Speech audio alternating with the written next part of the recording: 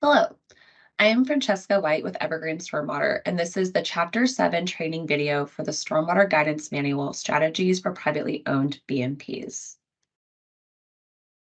This chapter describes incentives offered to property owners to encourage implementing and maintaining BMPs on private property.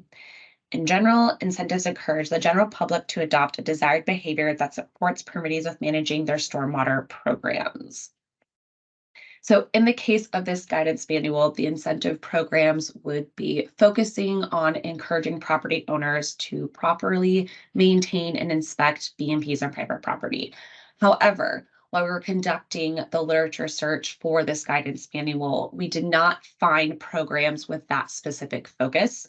Instead, the incentive programs we found across Washington state that related to BMPs on private property were more focused on installing structural BMPs for new development and redevelopment according to the Eastern Washington and Western Washington manual or an ecology approved equivalent manual. So that is what our guidance manual focuses on and what our training will focus on today. But what I do want to highlight is that of the incentive programs requiring the installation of these structural BMPs, one of the eligibility requirements was often providing the proof of maintenance.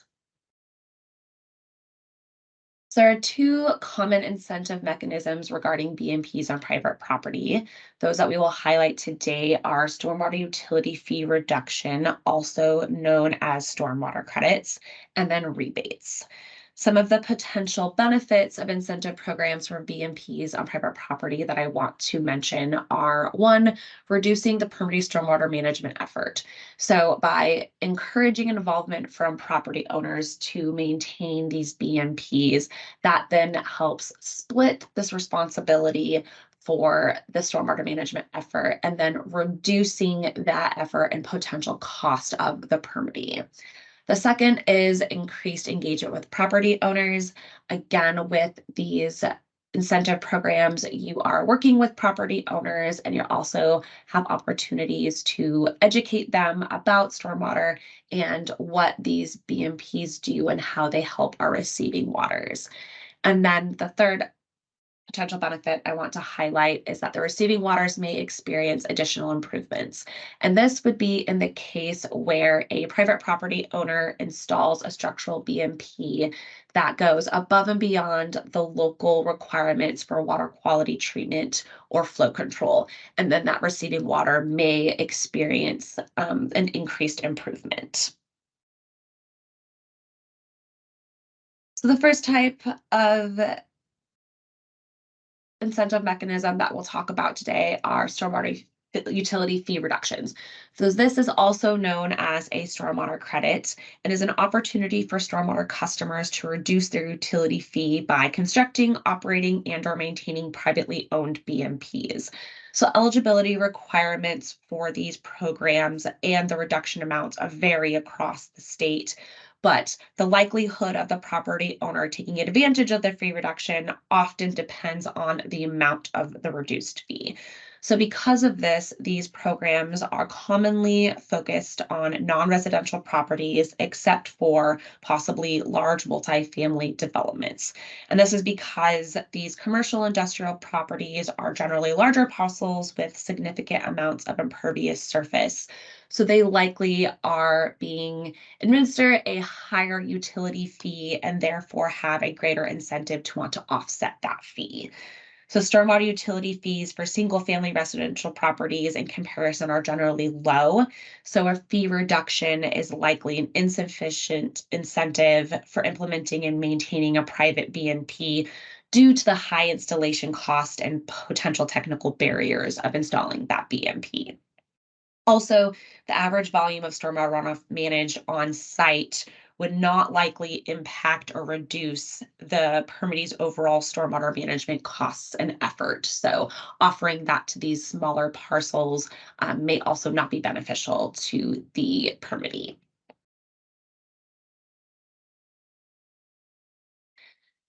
Here are a couple examples of some stormwater utility fee reduction programs.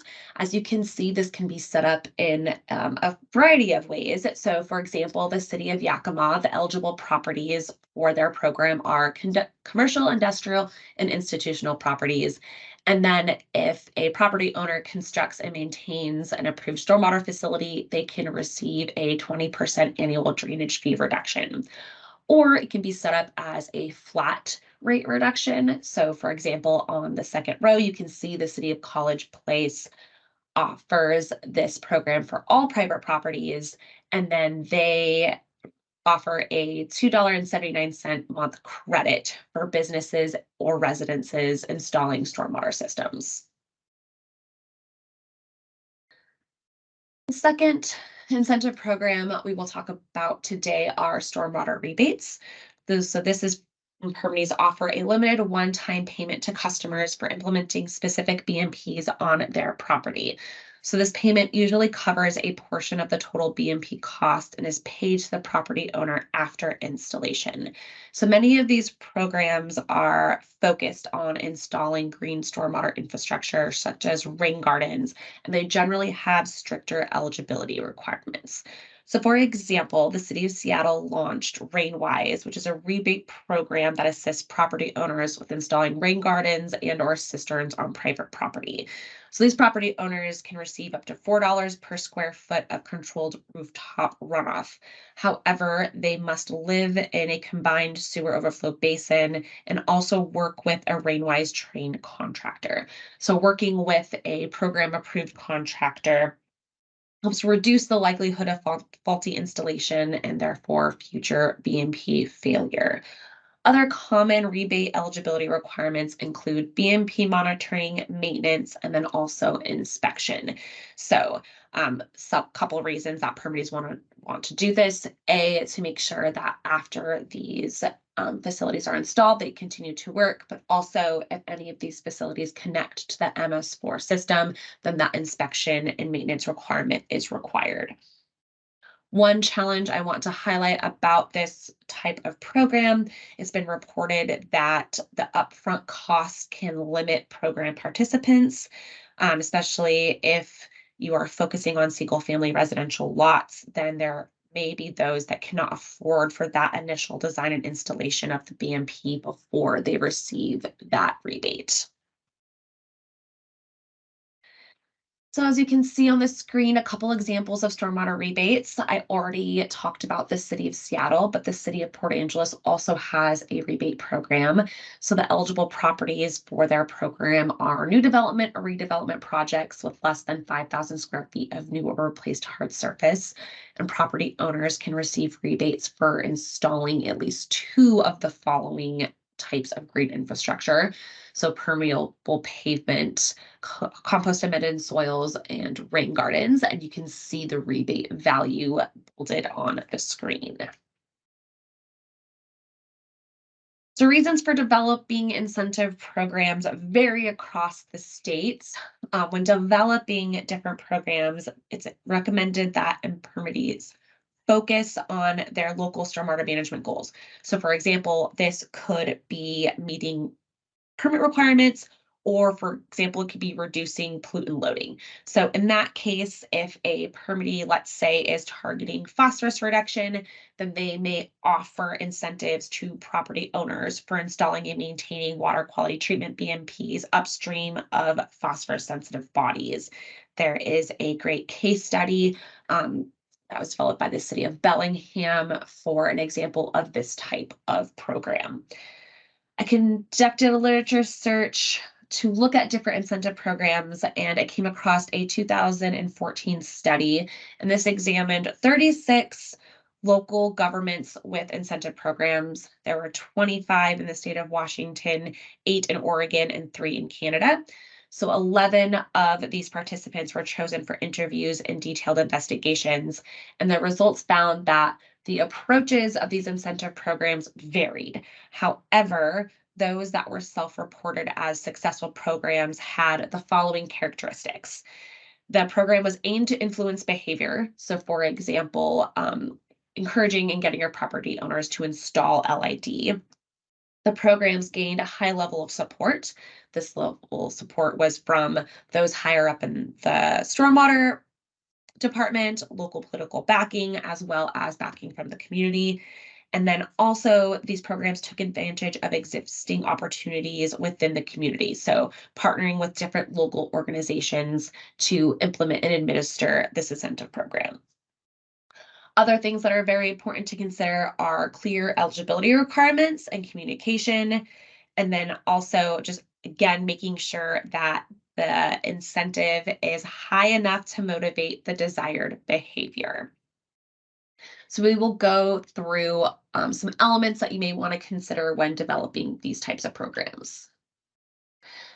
First element we'll talk about is targeting the program. So you want to target the incentive program to specific populations and properties that will best support the program goals.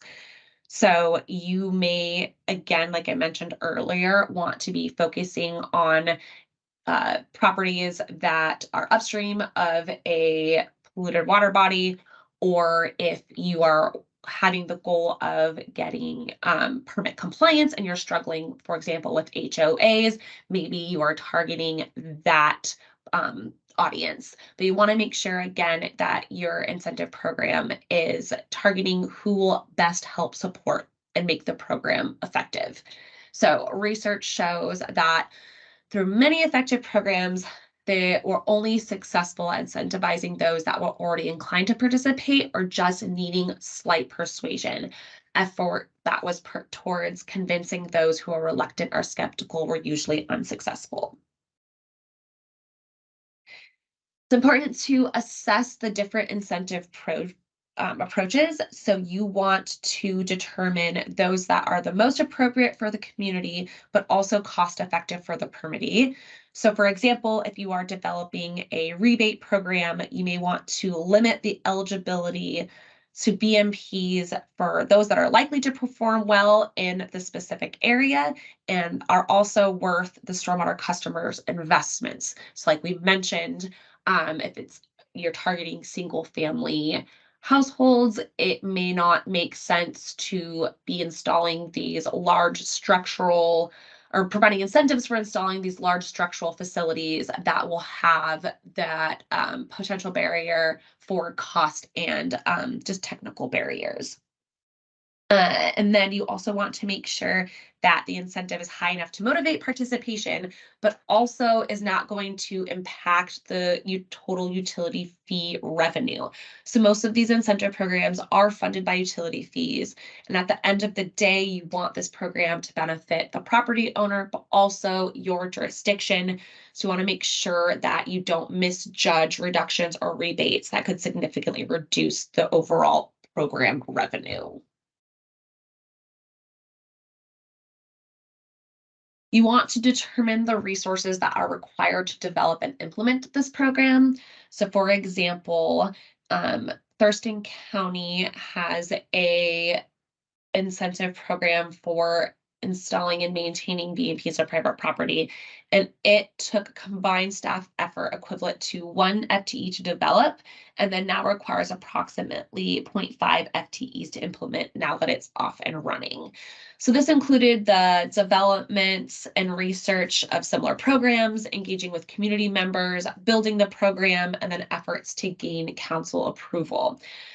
Through talks with Thurston County and other jurisdictions, we found that additional resources, such as specific software or tracking programs, were not required for implementing this type of incentive program. So in general, if you already have a robust program, then the effort to get this online and running is going to be less than if you are a smaller program that is still in the process of developing some of these tracking tools or not yet using an asset management software.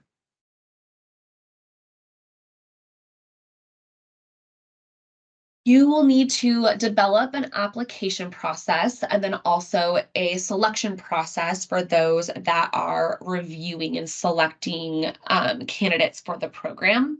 And this is going to vary across programs. However, it usually includes a pre-application screening, and this is good for determining customer eligibility. So this helps save the time for applicants and then also for your staff that have to go through and review. So just taking 5 minutes to have a pre-application screening and a phone call and actually walk through the process and make sure that the applicant checks all the boxes is going to save both parties time and also just make sure that you get some quality applications for the program.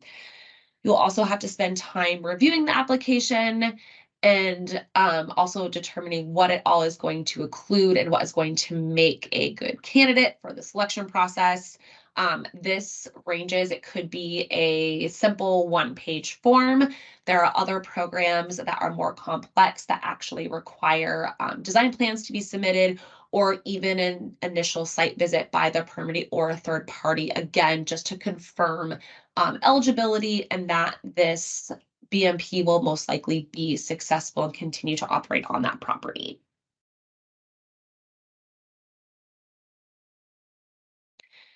Another thing you're going to want to consider developing is ongoing requirements. So for those incentive programs that I looked into, often had some type of requirement to keep that eligibility in receiving either that either the rebate or receiving the credit or utility fee adjustment.